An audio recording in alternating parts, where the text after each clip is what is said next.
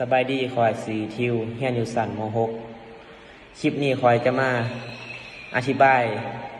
เกี่ยวกับการแก่สมพลโลกาลิตสิเป็นอะไรไปเบิ่งเลย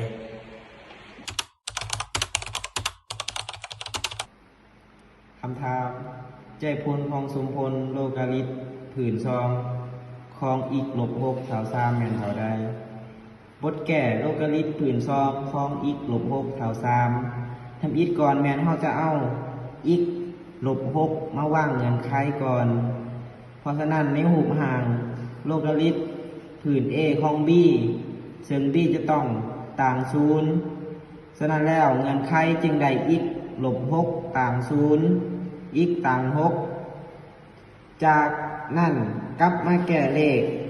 อิงตามสูตรโลกาลิตผืน A ของ B เท่า C จะได้ B เท่ากับ A กำลัง C จะได้อีก-6เท่า2กำลัง3อีก-6เท่า8อีกเท่า8บวก6จะได้อีกเท่า